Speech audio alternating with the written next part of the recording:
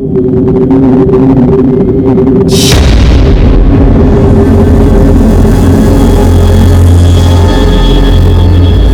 में आता है घर बार पति संसार सब छोड़ के कहीं उड़ जाऊं, पर नील जाप पति का पिंजरा तोड़ के जाएगी कहाँ?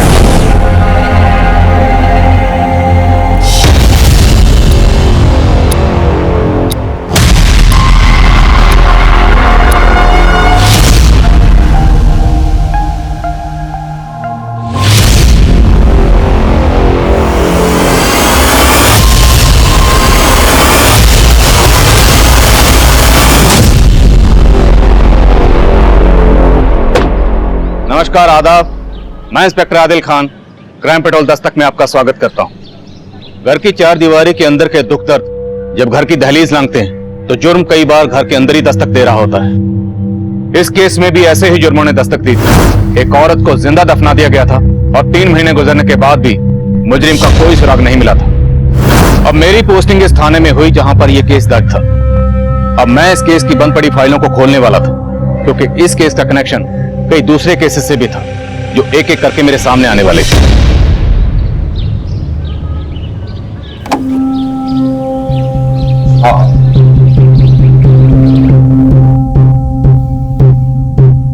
अरे वाह फंटूश, इतने बड़े घर में तुम अकेले रहते हो? अब तक तो अकेला ही था, तुम आ गई हो तो जैसा तुम सोच रहे हो वैसा कुछ नहीं होने वाला। मतलब आज गुलाब लाल नहीं गुलाबी देना पड़ेगा। जब तूने मिलने के लिए हाँ की ना, उस वक्त मैं सारे रंग के लिए आया। सोचा आज अपना रिश्ता जहां तक पहुंचेगा उस रंग का तुम्हें दे दूंगा। फिर तो तुम्हारे सारे फूल आज सूखने वाले।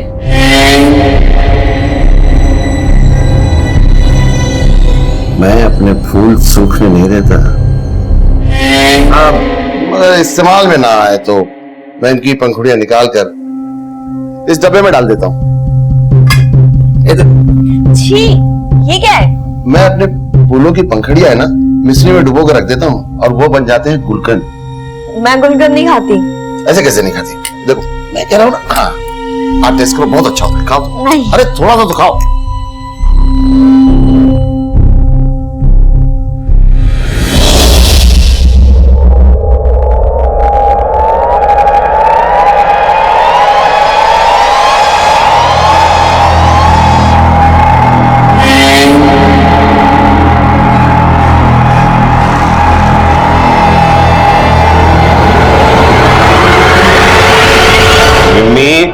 विम्मी, बेटा स्कूल के लिए देर हुई, ला मैं बाल बना देता हूँ। पापा आज मुझे स्कूल नहीं जाना, आज घूमने क्या, मुझे मम्मा के साथ रहना है।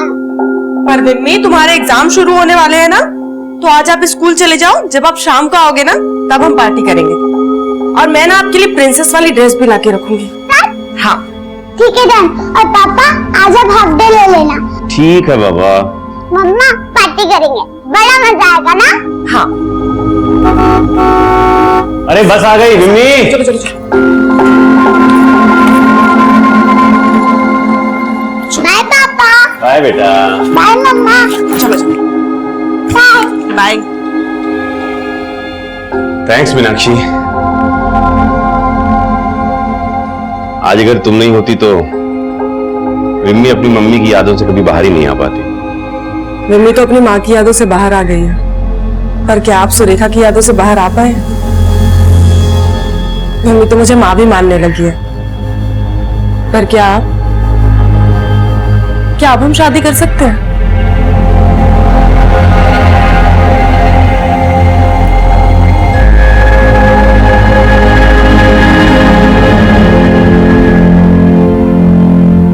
मुझे पता नहीं था कि वो कमीना मेरे साथ ऐसा करेगा। हेतल, तुम यहाँ क्या कर रही हो? और एम्बुलेंस ड्यूटी पर क्यों नहीं गई अब तक? वो मैं बस अभी जा ही रही थी सर।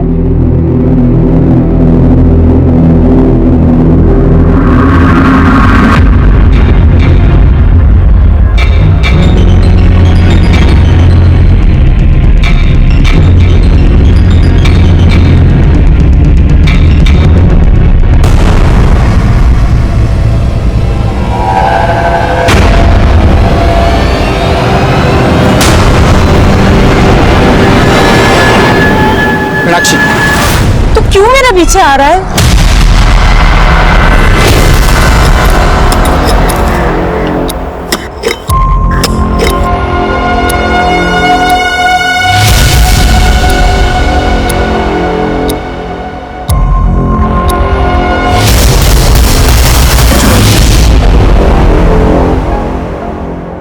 तो आज टीचर ने क्या पढ़ाया स्कूल में? आज स्कूल में मिस्टर इंडिपेंडेंस का ऐसे पढ़ाया। अच्छा, तो बताओ फिर क्या मतलब होता है आजादी का? आजादी का मतलब? आजादी का मतलब सबको बराबर समझना, जियो और जीने दो। पापा, मम्मी ने मेरे लिए परी वाला ड्रेस लाया। अरे वो तो मम्मी का सरप्राइज है।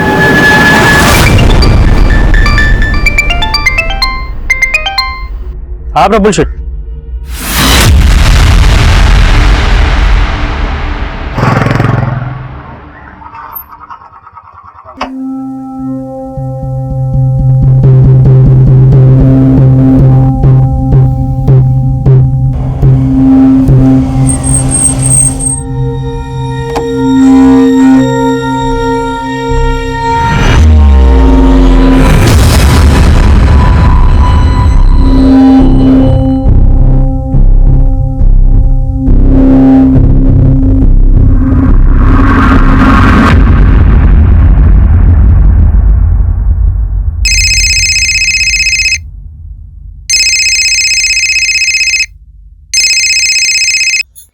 हाँ जीवन भाई, केम छो?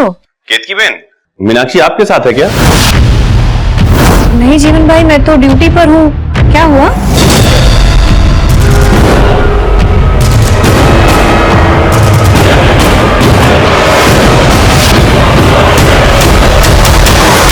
ये मीनाक्षी साहब, मेरी बीवी। कब से मिसिंग है? दरअसल मीनाक्षी मेरे साथ नहीं रहती साहब।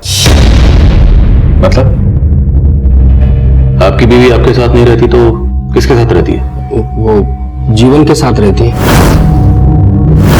कौन जीवन? वो जीवन लवर है उसका साहब। जानता हूँ साहब, ये सब आपको अजीब लग रहा होगा, लेकिन उसने जीवन के लिए मुझे छोड़ दिया। जीवन भड़का रहा है तुम मीनाक्षी, उसकी बातों में आके बहुत बड़ी गलती कर रही हो तुम। गलती ना मैंने तुमसे शादी करके की है, और वैसे तुम्हारे साथ ना मेरा कोई भविष्य नहीं, इसीलिए मैं जा रही हूँ। आपकी बीवी आपको छोड़कर चलेगी, उसके क्या नाम बताया? जीवन। जीवन के पास चलेगी। इसको गायब करने का मकसद तो आपका भी हो सकता है, आपने कुछ किया हो। नहीं साहब, आप जैसा सोच रहे हो वैसा कुछ नहीं है। मुझे पक्का यकीन है जीवन ने गायब किया मीनाक्षी। साहब आप प्लीज पता कीजिए ना मीनाक्षी के बारे में। ठीक है, मीनाक्षी और जीवन दोनों के फोन नंबर्स और जीवन का एड्रेस दीजिए, हम देखते हैं। ठीक है।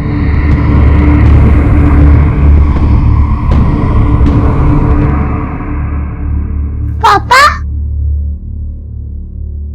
मम्मा कहाँ है? आप अकेले क्यों आए? बेटा,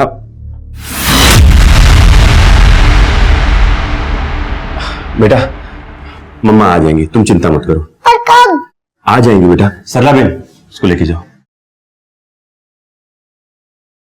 सर आप? पिनाकिन आया था हमारे पास। उसका कहना है कि उसकी बीवी मीनाक्षी तुम्हारे साथ रहती है और अब तुमने उसको गायब कर दिया। मैंने? अरे कैसी बात कर रहे हैं सर, मैं एक समाज सेवक हूं और आधा उधना जानता है कि पिनाकिन मीनाक्षी के साथ कैसे बर्ताव करता था। सर कोई 6 महीने पहले मीनाक्षी हमारे एनजीओ में आई थी। मीनाक्षी डोमेस्टिक वायलेंस की शिकार थी। पिनाकिन न सिर्फ उसको मारता था बल्कि उसके दूसरी औरतों के साथ संबंध भी थे। मीनाक्षी ने यह सब मुझे बताया था।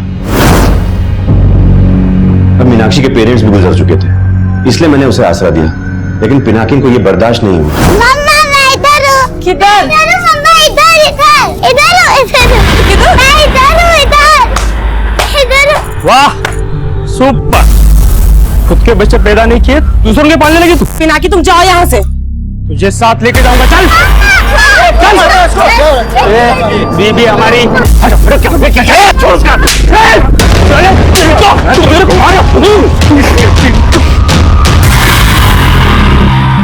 छोड़ूंगा नहीं तुम दोनों को। अब तो मुझे पक्का लग रहा है सर कि उसने बदला लेने के लिए पहले मीनाक्षी को गायब किया और अब मुझ पर झूठा आरोप लगा रहा है। और ये तो सच है ना कि मीनाक्षी अभी भी कानूनी तौर पर पिनाकिन की बीवी। तुम्हारा उससे क्या रिश्ता? और जब हम यहाँ आए तो तुम्हारी बेटी मम्मी मम्मी बोली थी। किसकी बात कर रही थी? मीनाक्षी की? हाँ सर, वो मेरी बीवी सुरेखा की मौत के बाद विम्मी काफी अकेली पड़ गई थी और मीनाक्षी के हमारे घर में रहने के दौरान वो उसके काफी क्लोज आ गई थी। किसके, विम्मी के या तुम्हारे भी? नहीं सर, मेरा और मीनाक्षी का रिश्ता दोस्ती का है। मीनाक्षी को आखिरी बार कब देखा था? उसकी एक फ्रेंड ने बताया कि वो हॉस्पिटल गई थी। हॉस्पिटल? वो मीनाक्षी को सर बैक पेन की प्रॉब्लम थी और मेदनी सिटी से उसका इलाज चल रहा था। मैं गया था सर हॉस्पिटल, लेकिन वहां उन लोगों ने बताया कि वो वहां पहुंची ही नहीं थी।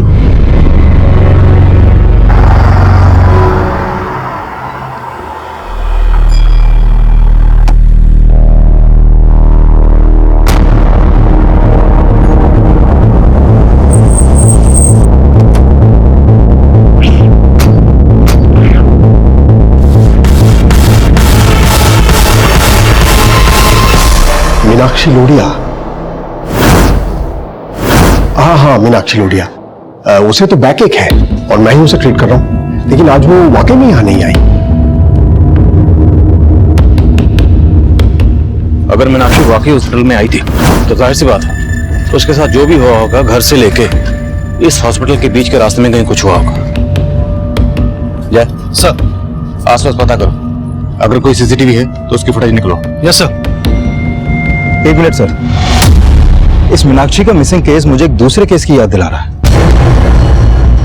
कौन सा केस? सर, मीनाक्षी की तरह नीलिजा का मिसिंग केस भी उसके पति हरि ने ही फाइल किया था। ये उसका फोटो। और तब हरि ने भी यही बोला था कि नीलिजा आखिरी बार मेडनी सिटी हॉस्पिटल गई थी। सर, नीलिजा को अस्थमा की प्रॉब्लम थी और डॉक्टर नरसिम्हा ही उसका इलाज कर रहे थे। और जब हमने डॉक्टर नरसिम्हा से उसके बारे में पूछताछ की तो उन्होंने यही कहा जो उन्होंने अभी मीनाक्षी के लिए बोला। तो डॉक्टर नरसिम्हा के खिलाफ उस वक्त कुछ मिला था? नहीं सर, उनके खिलाफ तो कुछ नहीं मिला, लेकिन कंप्लेन लिखवाने के अगले दिन नीलिजा का पति हरि हमारे पास वापस आया। साहब, आज मैंने घर की अलमारी खोली तो मालूम चला कि नीलिजा के सारे गहने और 25,000 रुपए गायब थे। तो तुम्हें लग रहा है नीलिजा के साथ किसी ने घर से पैसे और गहने भी गायब किए? सब मैंने पहले नहीं बताया था, लेकिन नीलिजा का शायद किसी से पक्का चक्कर चल रहा था। वो तो मेरे पास आने से परहेज करती थी। सर, हमने नीलिजा के अफेयर के एंगल को भी खंगाला, लेकिन कुछ सामने नहीं आया। पर सर, नीलिजा गृह उद्योग भवन में काम करती थी और पता चला है कि वहां का मैनेजर बड़ा रंगीन मिजाज का है, फंटूस नाम है। लेकिन सर, फंटूस के खिलाफ भी कुछ नहीं मिला। लेकिन नीलिजा की सहेली केतकी ने बताया कि नीलिजा ने अपने पति से तंग आकर उससे अलग होने का फैसला कर लिया। पूछो मत केतकी बहन, जी में आता है घर बार पति संसार सब छोड़ के कहीं उड़ जाऊं। सर, काफी छानबीन के बाद भी नीलिजा की कहीं से कोई लीड नहीं मिली और तब से केस अनसॉल्व।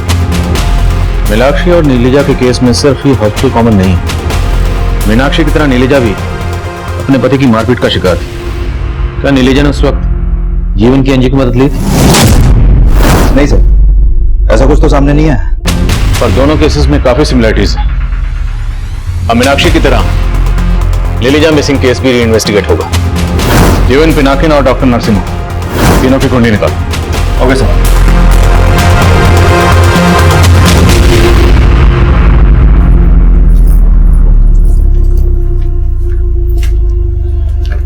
जिग्ना, अब सुन, वो सेठ से तेरी तनख्वाह बढ़ाने की बात की थी, मान गया हो? तू मेरी तनख्वाह क्यों बढ़वा रहा है, इसका अंदाजा है मुझे। भला चाहता हूं मैं तेरा। इतनी छोटी उम्र में तेरा पति मर गया है, हमदर्द हूं मैं तेरा। हमदर्द बनके तूने कितनों को दर्द दिए हैं, सब पता है मुझे।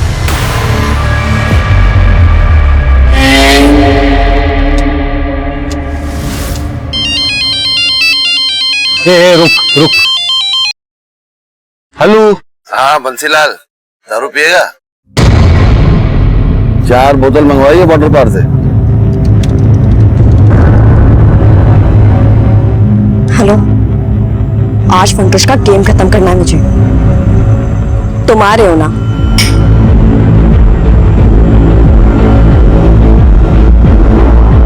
रोज ऐसे ही मजा दूंगा, दारू के अलावा तेरा और जुगाड़ करूंगा, लेकिन तुझे मेरा एक काम करना होगा। कौन सा काम?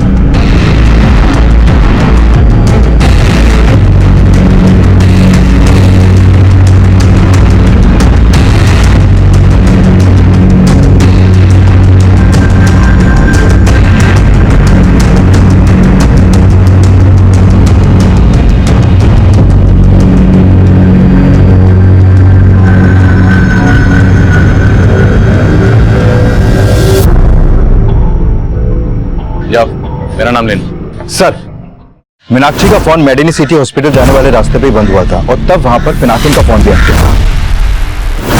और पूछताछ में पता चला है कि पिनाकिन कल उसी हॉस्पिटल जाने वाले रास्ते पर मीनाक्षी के साथ देखा गया था। मीनाक्षी, तो क्यों मेरा पीछे आ रहा है? अब मैं तुम्हें भागने नहीं दूंगा मीनाक्षी। तू भागने नहीं देगा? सर, उन दोनों को वहां पर एक दुकानदार ने देखा था और मैंने उस दुकानदार से पूछताछ की। सर, नाकिन घर पर नहीं है, लेकिन अब प्रोफाइल के लिए काम करता है, वो वहीं पर होगा। प्रफुल सेठ, ये 15,000 का हिसाब ही नहीं मिल रहा है और वो संजय आजकल करके टाल देता है। इस संजय को बोल मुझसे आके मिले। ठीक है सर।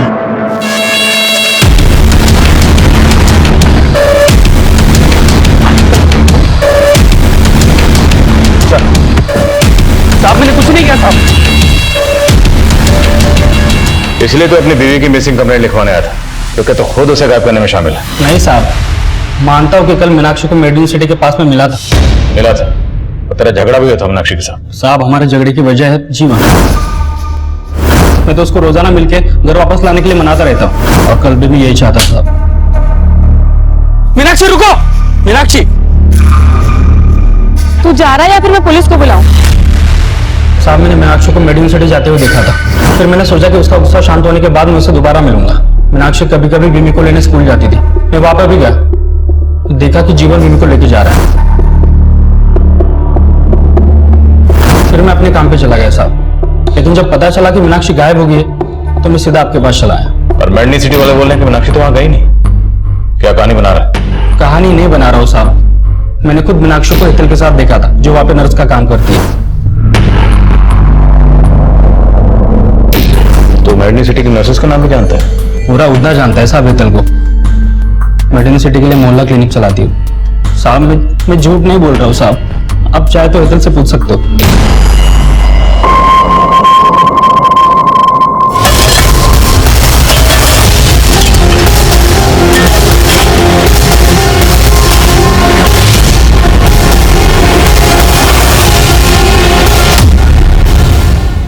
सर, मैंने आपसे कोई झूठ नहीं कहा है।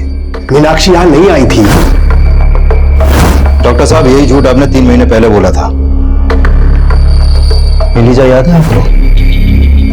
देखिए, आपको कोई गलतफहमी हो रही है। कोई गलतफहमी नहीं। मीनाक्षी को आखिरी बार आपकी नर्स हेतल के साथ देखा गया था। आप झूठ कह रहे हैं, सच पता चल जाएगा। बुला हेतल को। पर आज तो वो ड्यूटी पर नहीं आई है। नंबर हेतल का।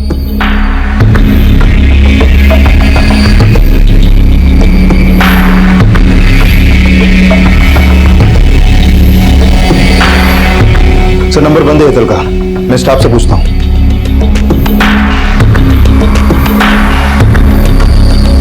सर, हेतल कल एनुअल ड्यूटी पे हमारे साथ ही थी और शाम को वहीं से वो अपने घर चली गई।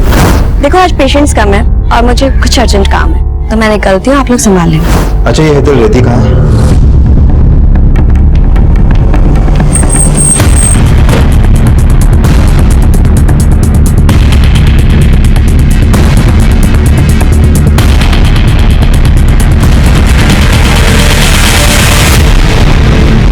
हाँ सर, हेतल को यहाँ काफी लोग जानते थे क्योंकि वो मेडिनी सिटी के लिए कई गरीब पेशेंट्स की मदद करती थी। पर मीनाक्षी के साथ। हाँ पटेल, बोलो। सर, हेतल के घर से नीलिजा की मेडिकल रिपोर्ट मिली है और इस रिपोर्ट के मुताबिक नीलिजा HIV पॉजिटिव है। HIV?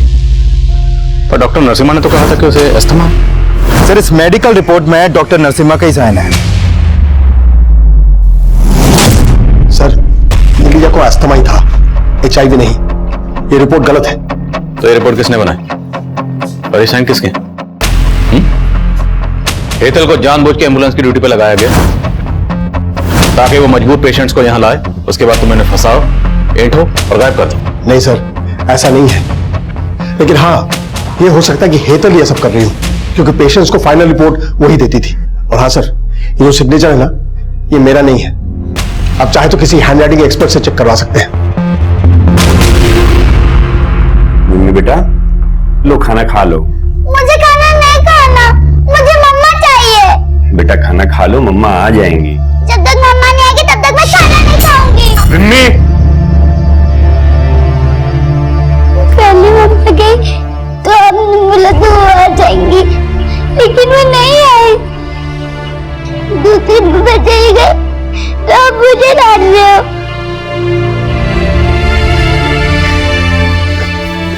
मुझे छोड़ के चली गई।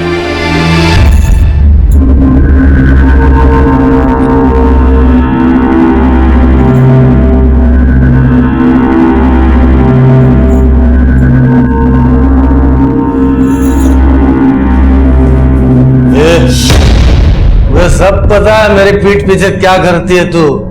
उस फंटूस ने सब बता दिया है। उसने दारू पिला दी तो उसकी बातों पर भरोसा कर लिया। कल को लालच में आके बोलोगी जा जाके उसके साथ सो जा।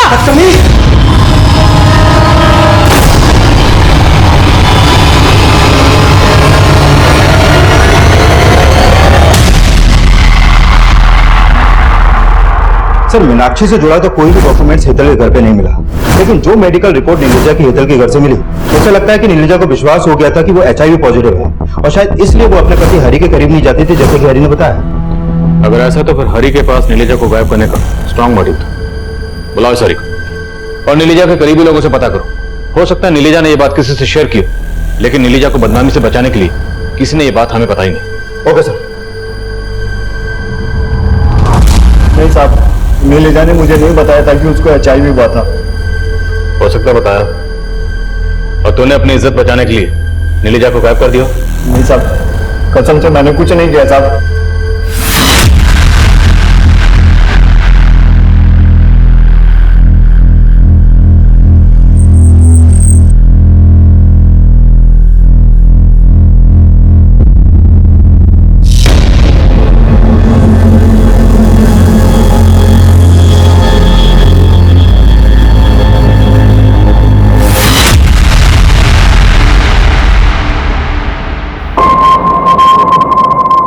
नीलिजा और जिगना गृह उद्योग में काम करती थी और वहां काम करने वाली केतकी मीनाक्षी की दोस्त थी और जिगना के गायब होने का राज इस केस को एक नए भूलभुलैया में उलझाने वाला था।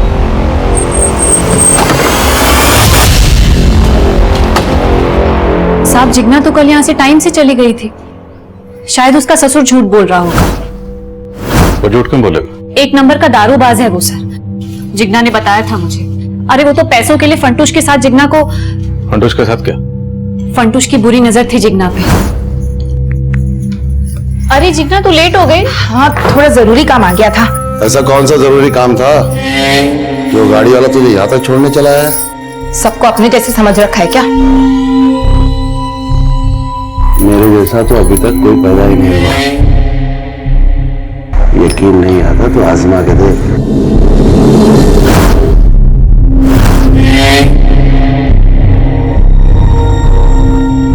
अब मेरे गुलकंद को किसी दूसरे का इंतजार है।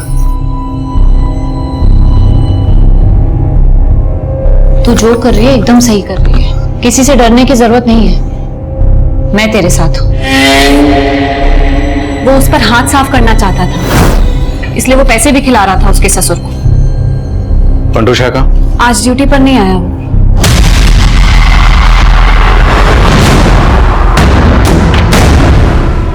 क्या फंटूश, चले? चल।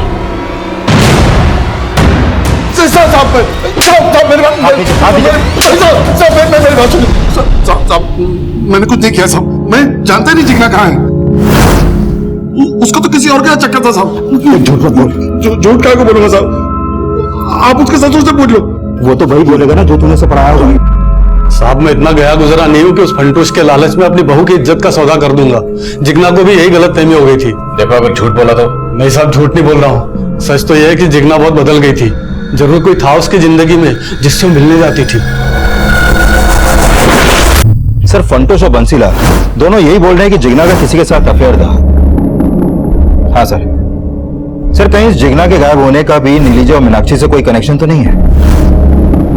अभी तक हम यही मानकर चल रहे थे कि इन दोनों को गायब करने के पीछे हेतल का हाथ होगा। सर, फंटूश के मोबाइल में हेतल का एक वीडियो मिला है। साहब मैं मानता हूँ साहब कि मैं हेतल को ब्लैकमेल कर रहा था साहब। मैं गुलकंद नहीं खाती। ऐसे कैसे नहीं खाती? कह रहा हूँ ना, आप टेस्ट करो, बहुत अच्छा होता है। खाओ। नहीं। अरे थोड़ा सा तो खाओ।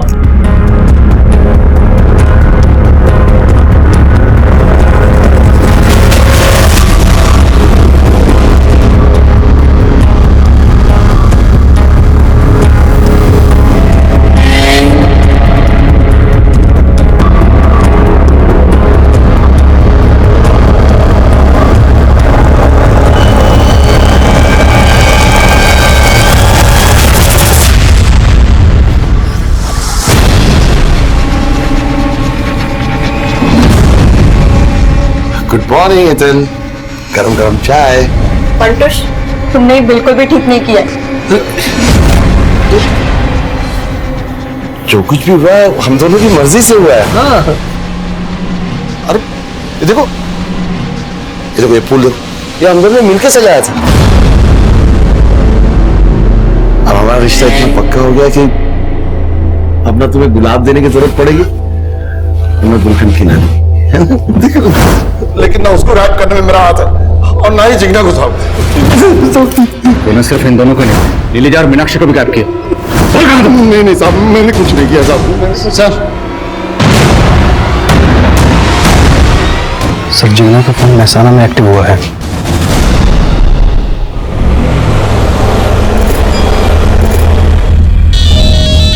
जिग्ना, जिग्ना कहाँ है तू? बापू अब मैं विधवा नहीं रही, मैंने लगन कर लिया है। लगन कर लिया? कमीनी किसके साथ मुंह काला किया? तेरे चक्कर में कितना बवाल हो गया इधर, मालूम है ना? हेलो बापू, बापू आपकी आवाज नहीं आ रही है, यहाँ बहुत शोर हो रहा है। मैं आपसे बाद में बात करती हूँ।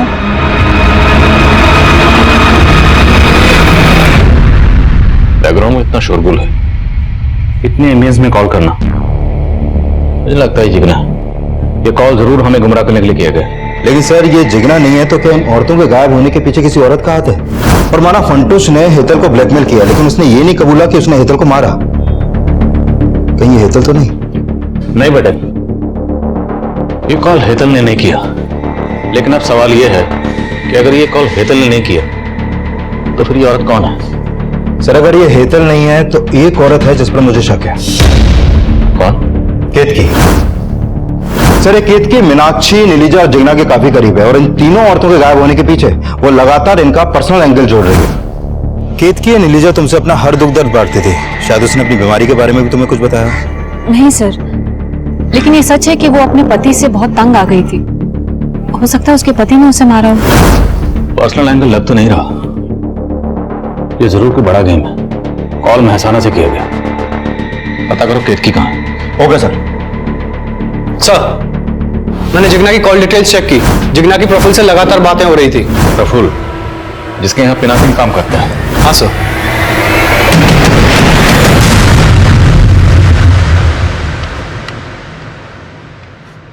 हेलो मम्मा, अब घर कब आ रहे हो? मैं आपको बहुत मिस कर रही हूँ। मम्मा आप प्लीज घर आ जाओ, मैं आपसे प्रॉमिस करती हूँ मैं आपको तंग नहीं करूंगी। कुछ ही बोल क्यों नहीं रहे हो मम्मा? मम्मा हेलो मम्मा, कुछ बोलो ना। पापा मम्मा फोन नहीं उठा रही है।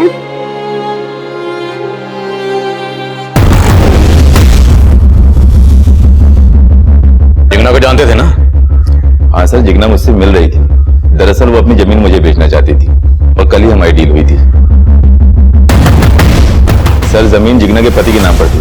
पहले उसने उस जमीन को अपने नाम पे ट्रांसफर करवाया, जिसके लिए मैंने उसकी मदद भी की थी। तो साहब यही वजह थी कि हम अक्सर उससे मिला करते थे। और जिग्ना ने इस डील के बारे में अपने ससुर को कुछ नहीं बताया? क्या छुपा रहे? साहब आप ये पेपर देख लीजिए। और साहब जिग्ना ने मना किया था ये बात अपने ससुर को बताने के लिए, और इसके अलावा साहब मैं कुछ नहीं जानता। ये प्रफुल्ल कुछ ठीक नहीं लग रहा। पिनाकिन भी इसके लिए काम करता है। हो सकता है दोनों मिलकर औरतों को गायब कर रहे हो। पता करो केतकी का इनसे क्या कनेक्शन है। साहब आपको मेरे बारे में कोई गलतफहमी हो रही है। हाँ ये आप सही सोच रहे हो कि वो कॉल जिग्ना ने नहीं किया होगा, जरूर कोई साजिश कर रहा है साहब। क्या पता तुम भी इस साजिश में शामिल हो? क्या साहब, मैं यहाँ हूँ और आप सोच रहे हैं कि महसाना से मैं... तुमने नहीं किया तो हो सकता है केतकी वो कॉल तुमने किसी और से करवाया हो। मैंने ऐसा कुछ किया ही नहीं है साहब।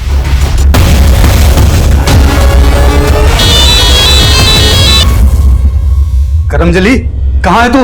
अरे क्यों कोस रहे हो? जमीन मेरी थी सो मैंने बेच दी। थोड़े पैसे तुमको भिजवा दूंगी। चलो अच्छा अब रखती हूँ फोन। सर बंसी तो यही मान रहा है कि जिग्ना ही से कॉल कर रही है। पर पटेल हम नहीं मान सकते। पहला कॉल महसाना से किया गया, दूसरा आनंद से। लोकेशन शायद पर्पसली बदली गई। जिग्ना का गायब होना मीनाक्षी, नीलिजा और हेतल के गायब होने के साथ जुड़ा। अब ये कॉलर इस केस को डायरेक्शन देगा। आनंद और महसाना दोनों जगह का डंप डाटा स्टडी करो और पता करो कि जिगना के नंबर के साथ साथ वहां और कौन से नंबर कॉमन थे। Okay sir.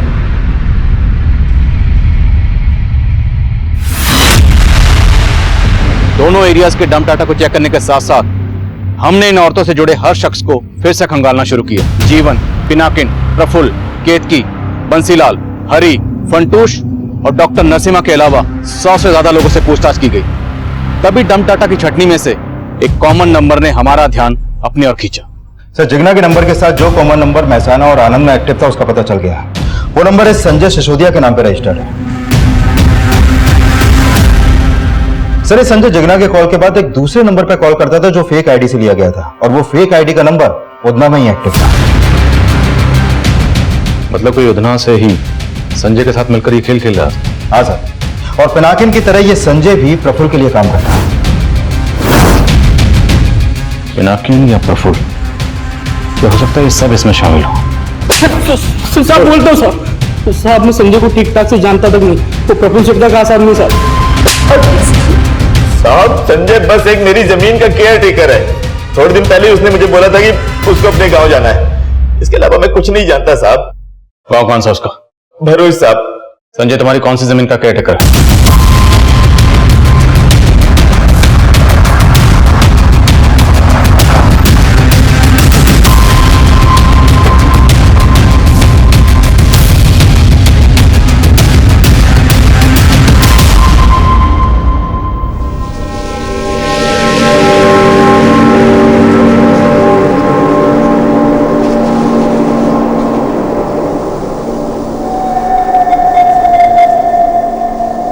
बादशाह, बदनाम, गुलाम, बेशरम, बेवफा, बेचारी।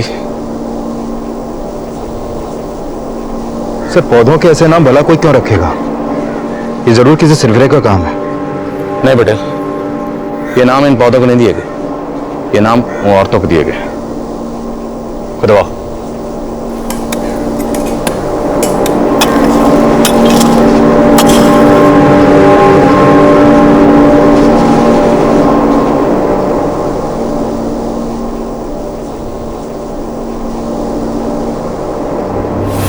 नीलिजा, मीनाक्षी, हेतल और जिगना के अलावा उस फार्म में 3 औरतों को और दफनाया गया था, और उन औरतों की कब्र पर पौधे उगाकर उन्हें अजीब अजीब नाम देने वाला वह सरफिरा संजय नहीं था।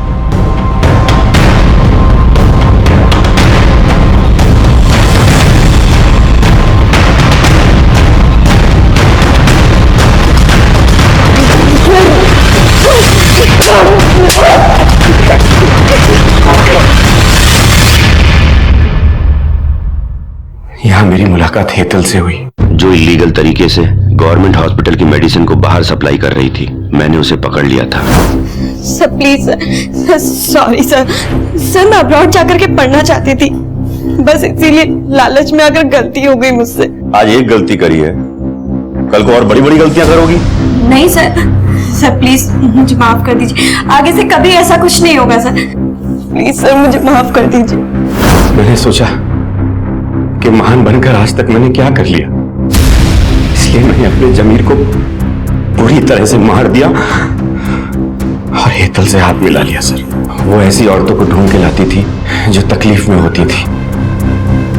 नीलजा की झूठी HIV रिपोर्ट भी मैंने ही बनाई थी। सुनो, अब तुम नीलजा को बोलना कि उसकी बीमारी ठीक हो सकती है और उसे लेके फार्म हाउस पे आ जाना। ओके। वो फार्म प्रफुल्ल का था सर, लेकिन उसका केयर टेकर संजय, वो मेरा पुराना दोस्त था। हमने उसे भी पार्टनर बना लिया था। हेतल नीलजा को लेकर हमारे फार्म पे आई थी। नीलजा को लगा था कि वहां कोई बड़ा डॉक्टर उसका इलाज करेगा, लेकिन हमने सर इलाज करने के नाम पे उसको इंजेक्शन लगा के बेहोश कर दिया था।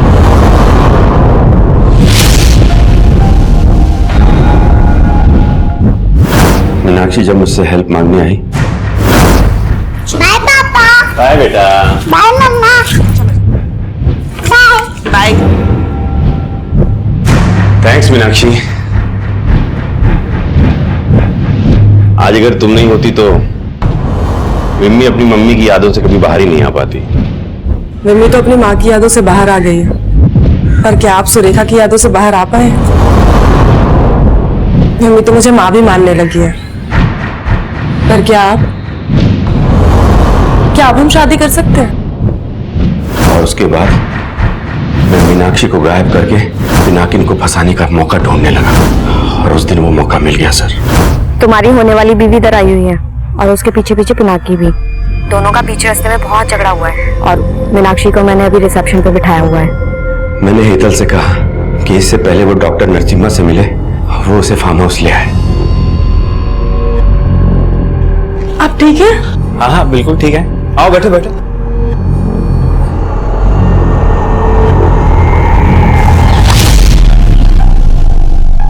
लेकिन हेतल, वो तो तेरे लिए काम करती थी, उसको क्यों मारा? उसने फंटूस को टारगेट बनाया था, लेकिन फंटूस ढीला छावड़ा निकला। वो उल्टा उसको ही ब्लैकमेल करने लगा। तो वो मीनाक्षी के बाद फंटूस को मारना चाहती थी। मैंने उसको कुछ दिन रुकने के लिए कहा था। तुम मर्द हो इसलिए बोल रहे हो, मालूम है उसने इज्जत लूटी है मेरी। अरे तो लूटने देना, थोड़े दिन सो जा उसके साथ, बाद में हम लोग देख लेंगे उसको। तुमने समझ के रखा है मुझे? जिगना के पीछे तो पहले से पड़ा था। हाँ सर। अरे जिगना, कहाँ जा रही हो? आओ हम छोड़ देते तुमको। जी।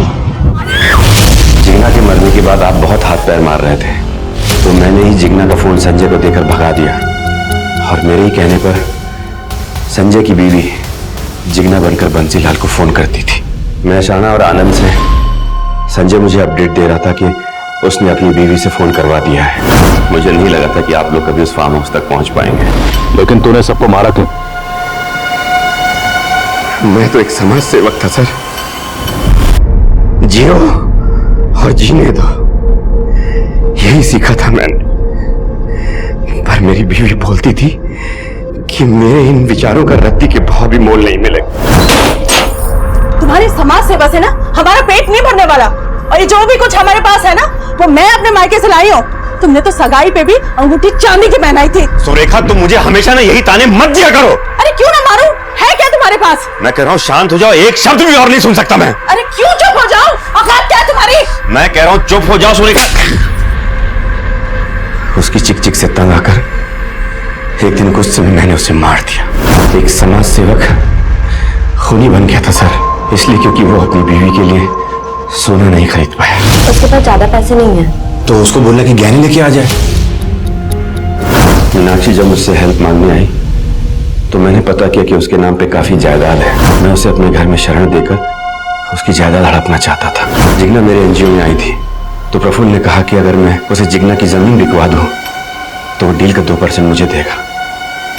इसलिए मैं जिगना का ब्रेन वॉश करना शुरू कर दिया था।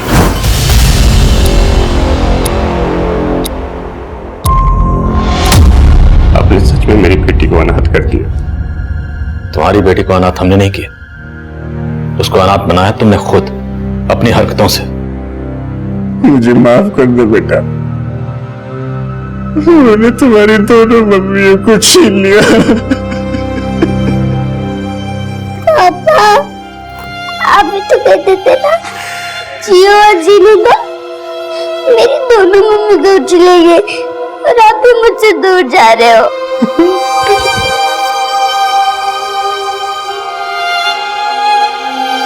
पापा, पापा मत जाओ, पापा मत जाओ, पापा मत जाओ, पापा।